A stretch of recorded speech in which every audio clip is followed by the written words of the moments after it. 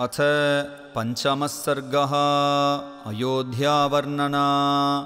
सर्वा पूर्वमियं येषाम् आसीत् कृत्स्ना वसुन्धरा प्रजापतिम् उपादाय नृपाणां जयशालिनां येषां स सगरो नाम सागरो येन खाणितः षष्टिः पुत्रसहस्राणि यम्यान्तं पर्यवारयन् इक्ष्वाकूणामिदं तेषां राज्ञां वंशे महात्मनां महदुत्पन्नमाख्यानं रामायणमिति श्रुतं तदितं वर्तयिष्यावः सर्वं निखिलमादितः धर्मकामार्थसहितं श्रोतव्यम् अनसूयया। कोसलो नाम मुदितः स्फीतो जनपदो महान् निविष्टः सरयूतीरे प्रभूतधनधान्यवान् अयोध्या नाम नगरी तत्रासील्लोकविश्रुता मनुना मानवेन्द्रेण या पुरी निर्मिता स्वयम् आयता 10 च योजनानि महापुरी श्रीमती 3 विस्तीर्णा सुविभक्तमहापथा राजमार्गेण महता सुविभक्तेन शोभिता मुक्तपुष्पावकीर्णेन जलसिक्तेन नित्यशः तां तु राजा दशरथो महाराष्ट्रविवर्धनः पुरीम् आवासयामास दिवं देवपतिर्यथां कवाटतोरणवतीं सुविभक्तान्तरापणां सर्वयन्त्रायुधवतीम् उषितां सर्वशिल्पिभिः सूतमागतसंबाधां श्रीमतीम् अतुलप्रभाम् उच्चाट्टालध्वजवतीं शतघ्नी शतसङ्कुलां वधूनाटकसङ्घैश्च संयुक्तां सर्वतः पुरीम् उद्यानाम्रवणोपेतां महतीं सालमेखलां दुर्गगम्भीरपरिखां दुर्गामन्यैर्दुरासदां वाजिवारणसम्पूर्णां गोभिरुष्ट्रैः खरैस्तथा सामन्तराजसङ्घैश्च बलिकर्मभिरावृतां नानादेशनिवासैश्च वणिग्भिरुपशोभितां प्रासादैरत्नविकृतैः पर्वतैरिव शोभितां कूडागारैश्च सम्पूर्णाम् इन्द्रस्येव अमरावतीं चित्राम् अष्टपदाकारां वरणारीगणैर्युतां सर्वरत्नसमाकीर्णां विमानगृहशोभितां गृहगाढाम् अविच्छिद्रां समभूमौ निवेशितां शालितण्डुलसम्पूर्णाम् इक्षुकाण्डरसोदकां दुन्दुभिर्मृदङ्गैश्च वीणाभिः पणवैस्तथा नादितां वृषम्मत्यर्थं पृथिव्यां तामनुत्तमां विमानमिव सिद्धानां तपसादिगतं दिवि सुनिवेशितवेश्मान्तां नरोत्तमसमावृतां ये च बाणैर्न विध्यन्ति विविक्तमपरावरं शब्दवेद्यं च विततं लघुहस्ता विशारदाः सिंहव्याघ्रवराहाणां मत्तानां नर्दतां वने हन्तारो अनिशितैर्बाणैः बलात् बाहुबलैरपि तादृशानां सहस्रैस्ताम् अभिपूर्णां महारथैः पुरीम् आवासयामास राजा दशरथस्तथा तामग्निमद्भिर्गुणवद्भिरावृतां द्विजोत्तमैर्वेदषडङ्गपारगैः सहस्रदैः सत्यरतैर्महात्मभिः महर्षिकल्पैऋषिभिश्च केवलैः। इत्यार्षे श्रीमद् रामायणे वाल्मीकीये आदिकाव्ये चतुर्विंशतिसहस्रिकायां संहितायां बालकाण्डे अयोध्यावर्णना नाम पञ्चमः सर्गः। अथ षष्ठः सर्गः राजवर्णना। तस्यां पुर्याम् अयोध्यायां वेदवित्सर्वसङ्ग्रगः दीर्घदर्शी महातेजाः पौरजानपदप्रियः इक्ष्वाकूनामतिरथो यज्वाधर्मरतो वशी महर्षिकल्पो राजर्षिः 3 लोकेषु विश्रुतः बलवान्निहता मित्रो मित्रवान् विजितेन्द्रियः धनैश्च सञ्चयैश्चान्यैः शक्रवैश्रवणोपमः यथा मनुर्महातेजा लोकस्य परिरक्षिता तथा दशरथो राजा वसञ्जगदपालयत् तेन सत्याभिसन्धेन त्रिवर्गम् अनुतिष्ठता पालिता सा पुरी श्रेष्ठा इन्द्रेणेव अमरावती तस्मिन् पुरवरे हृष्टा धर्मात्मानो बहुश्रुताः नरास्तुष्टा धने स्वैरडुब्धाः सत्यवादिनः नाल्पसन्निचयः कश्चिद् आसीत् तस्मिन् पुरोत्तमे कुटुम्बी यो ह्यसिद्धार्थो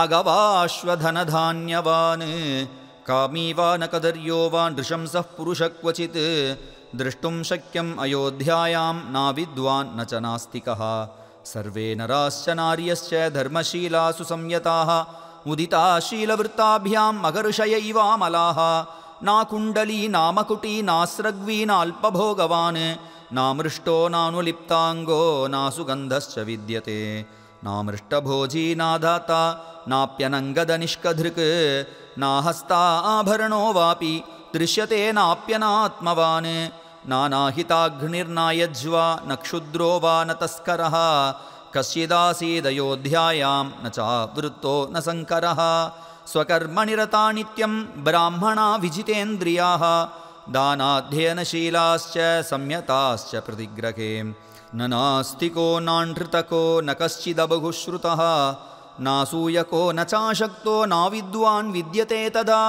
नाषडङ्गविदत्रास्ति नाव्रतो नासहस्रदः न दीनः क्षिप्तचित्तो वा व्यथितो वापि कश्चन कश्चिन्नरो वा नारी वा नाश्रीमान्नाप्यरूपवान् द्रष्टुं शक्यम् अयोध्यायां नापि राजन्यभक्तिमान् वर्णेष्वग्रे चतुर्थेषु देवता अतिथिपूजकाः कृतज्ञाश्च वदान्याश्च शूराः विक्रमसंयुताः दीर्घायुषो नराः सर्वे धर्मं सत्यं च संश्रिताः सहिताः पुत्रपौत्रैश्च नित्यं स्त्रीभिः पुरोत्तमे क्षत्रं ब्रह्ममुखं चासीद्वैश्याः क्षत्रम् अनुव्रताः शूद्राः स्वधर्मनिरताः त्रीन् वर्णानुपचारिणः सा तेनेक्ष्वाकुनाथेन पुरी सुपरिरक्षिता यथा पुरस्तान्मनुना माणवेन्द्रेण धीमता योधानाम् अग्निकल्पानां पेशलानाम् अमर्षिणां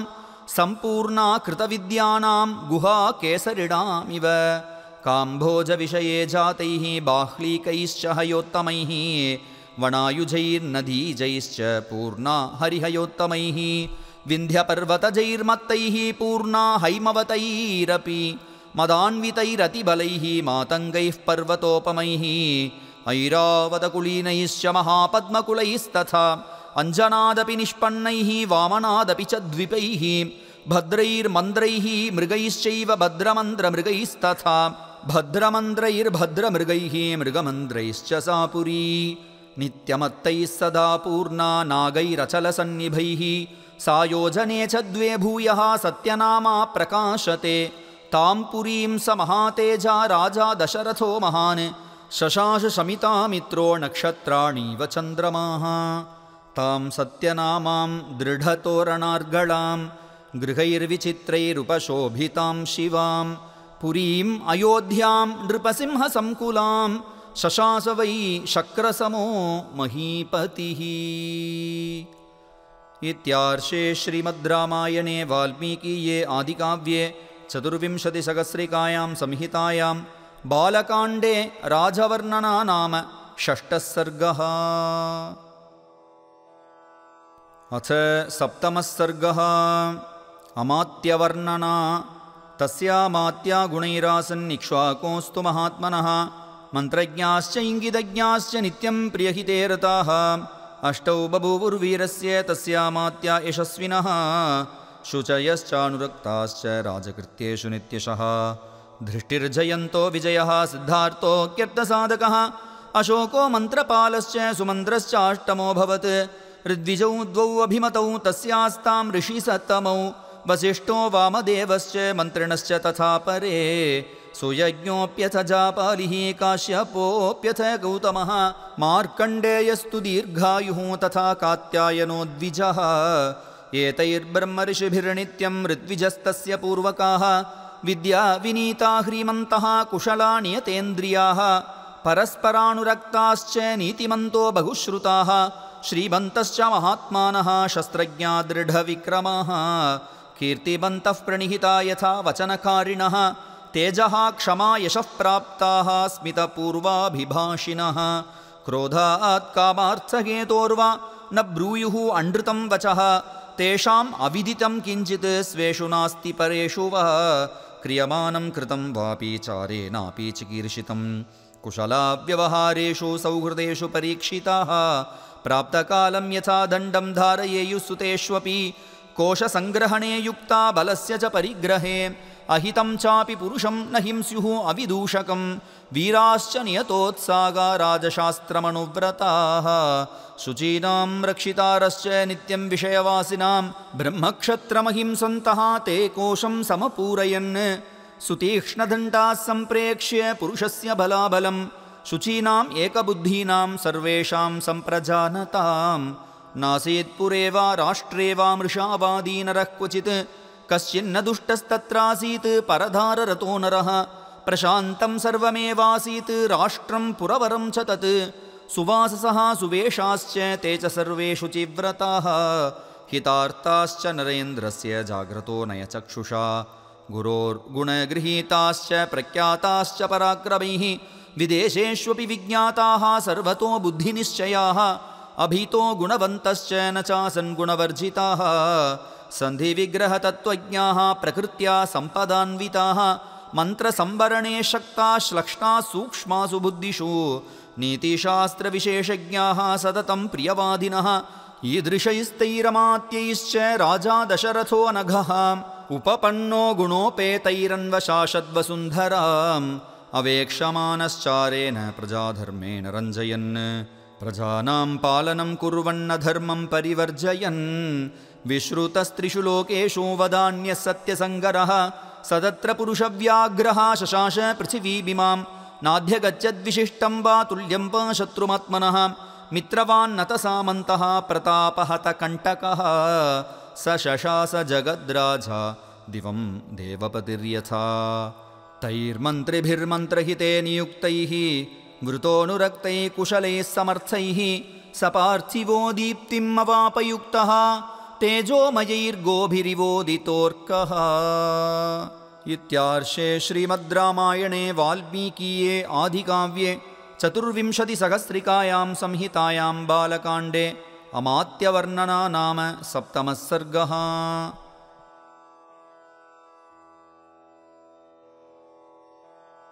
अष्टमः सर्गः सुमन्त्रवाक्यं तस्य त्वेवं प्रभावस्य धर्मज्ञस्य महात्मनः सुधार्थं तप्यमानस्य नासीद्वंशकरस्तुतः चिन्तयानस्य तस्यैवं बुद्धिरासीन् महात्मनः सुधार्थं वाजिमेधेन किमर्थं न यजाम्यहं स निश्चितां मतिं कृत्वा यष्टव्यमिति बुद्धिमान् मन्त्रिभिः सकधर्मात्मा सर्वैरेव कृतात्मभिः तदोब्रवीदिदं राजा सुमन्त्रं मन्त्रिसत्तमं शीघ्रमाणय मे सर्वान् गुरूंस्तान् सपुरोहितान् ततः सुमन्त्रस्तुरितं गत्वा त्वरितविक्रमः समानयत्सतान् सर्वान् समस्तान् वेदपारगान् सुयज्ञं वामदेवं च जापालिमथ काश्यपं पुरोहितं वसिष्ठं च ये चाज्ञे द्विजसत्तमाः तान् पूजयित्वा धर्मात्मा राजा दशरथस्तथा इदं धर्मार्थसहितं श्लक्ष्णं वचनमब्रवीत् मम लालप्यमानस्य पुत्रार्थं नास्ति वै सुखं तदर्थं हयमेधेन यक्ष्यामीति मतिर्मम तदगम्यष्टुमिच्छामि शास्त्रदृष्टेन कर्मणा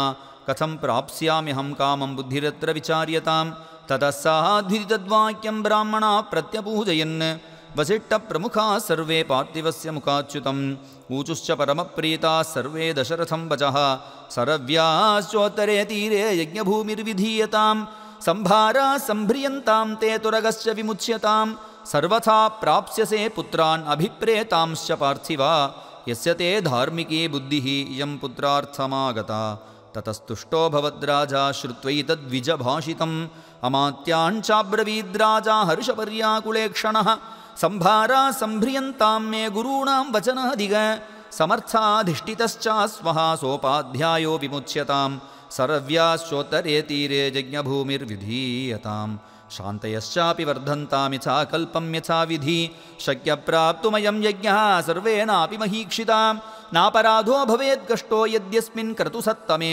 छिद्रं हि मृगयन्तेऽत्र विद्वांसो ब्रह्मराक्षसाः निगतस्य च यज्ञस्य सद्यः कर्ता विनश्यति तद्यथा विधिपूर्वं मे कृतुरेष समाप्यते तथा विधानं क्रियतां समर्थाः करणेष्विह तथेति चाब्रुवन् सर्वे मन्त्रिणः प्रतिपूजिताः पार्थिवेन्द्रस्य तद्वाक्यं यथा ज्ञप्तं निशम्यते तथा द्विजास्ते धर्मज्ञा वर्धयन्तो नृपोत्तमम् अनुज्ञातास्ततः सर्वे पुनर्जग्मुर्यथागतं विसर्जयित्वा तान् विप्रान् सचिवान् इदमब्रवीत् ऋद्विग्भिः उपदिष्टोऽयं यथावत् क्रतुराप्यतां तावद्यूयं च भवथ समर्थाः करणेष्विह इत्युक्त्वा नृपशार्दूलः सचिवान् समुपस्थितान् विसर्जयित्वा स्वं वेश्म प्रविवेश महाद्युतिः।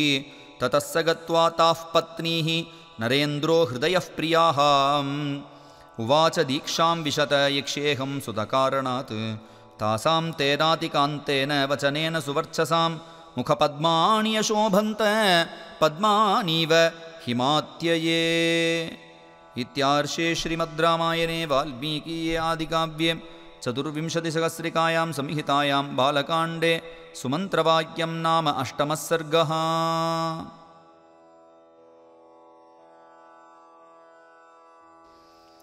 अथ नवमः सर्गः ऋष्यशृङ्गोपाख्यानम्।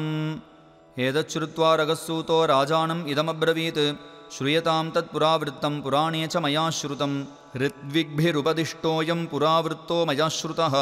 सनत्कुमारो भगवान् पूर्वं कथितवान् कथां ऋषीणां सन्निधौ राजन् तव पुत्रागमं प्रति काश्यपस्य तु पुत्रोऽस्ति विभण्डक इति श्रुतः। ऋष्यशृङ्ग इति ख्यातः तस्य पुत्रो भविष्यति। सवणे नित्यसंवृद्धो मुनिर्वणचरः सदा नान्यं जानाति विप्रेन्द्रो नित्यं पितृनुवर्तनात्। द्वैविध्यं ब्रह्मचर्यस्य भविष्यति महात्मनः लोकेषु प्रसिद्धं राजन् विप्रैश्च कथितं सदा। तस्यैवं वर्तमानस्य कालः समभिवर्तत अग्निं शुश्रूषमाणस्य पितरं च यशस्विनम्। एतस्मिन्नेव काले तु रोमपादप्रतापवान् अङ्गेषु प्रथितो राजा भविष्यति महाबलः। तस्य व्यतिक्रमाद्राज्ञो भविष्यति सुदारुणा। अनावृष्टिः सुघोरा वै सर्वभूतभयावहा। अनावृष्ट्यां तु वृत्तायां राजा दुःखसमन्वितः ब्राह्मणान् श्रुतवृद्धांश्च समानीय प्रवक्ष्यति। भवन्तः श्रुतधर्मानो लोकचारित्रवेदिनः समादिशन्तु नियमं प्रायश्चित्तं यथा भवेत्। इत्युक्तास्ते ततो राज्ञा सर्वे ब्राह्मणसत्तमाः वक्ष्यन्ति ते महीपालं ब्राह्मणा वेदपारगाः। विभण्डकसुतं राजन् सर्वोपायैरिहाणय आणाय्य च महीपालं ऋष्यशृङ्गं सुसत्कृतं प्रयच्छ कन्यां शान्तां वै विधिना सुसमाहितः। तेषां तु वचनं श्रुत्वा राजा चिन्तां प्रपत्स्यते केनोपायेन वै शक्यं मिहानेतुं सवीर्यवान्। ततो राजा विनिश्चित्य सकमन्त्रिभिरात्मवान् पुरोहितं ममात्यांश्च प्रेषयिष्यति सत्कृतान्। ते तु राज्ञो वचः श्रुत्वा व्यथिता वनताननाः न गच्छेम ऋषेर्भीता अनुनेष्यन्ति तं नृपं। वक्ष्यन्ति चिन्तयित्वा ते तस्योपायांश्च तत्क्षमान्। आनेष्यामो वयं विप्रं न च दोषो भविष्यति।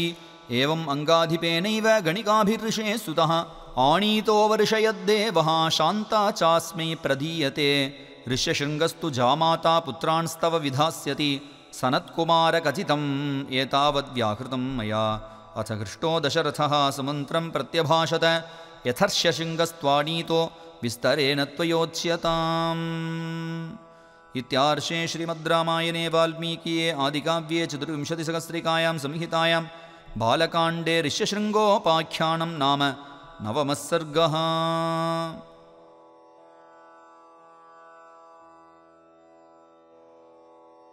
अथ दशमः सर्गः ऋष्यशृङ्गस्य अङ्गदेशानयनं। सुमन्त्रश्चोदितो राज्ञा प्रोवाचेतं वचस्तदा यथर्ष्यशृङ्गस्त्वानीतो येनोपायेन मन्त्रिभिः तन्मे निगदितं सर्वं शृणु मे मन्त्रिभिः सग। रोमपादम् उवाचेतं सकामात्यः पुरोहितः उपायो निरपायोऽयम् अस्माभिरभिचिन्तितः। ऋष्यशृङ्गो वनचरः तपस्वाध्याय तत्परः अनभिज्ञस्य नारीणां विषयाणां सुखस्य च इन्द्रियार्थैरभिमतैः नरचित्तप्रमाथिभिः पुरम् आनाययिष्यामः क्षिप्रं चाध्यवसीयतां। गणिकास्तत्र गच्छन्तु रूपवत्यः स्वलङ्कृताः प्रलोभ्य विविधोपायैः आनेष्यन्ति गसत्कृताः। श्रुत्वा तथेति राजा च प्रत्युवाच पुरोहितं। पुरोहितो मन्त्रिणश्च तथा चक्रुश्च ते तदा वारमुख्याश्च तच्छ्रुत्वा वनं प्रविविशुर्महत्।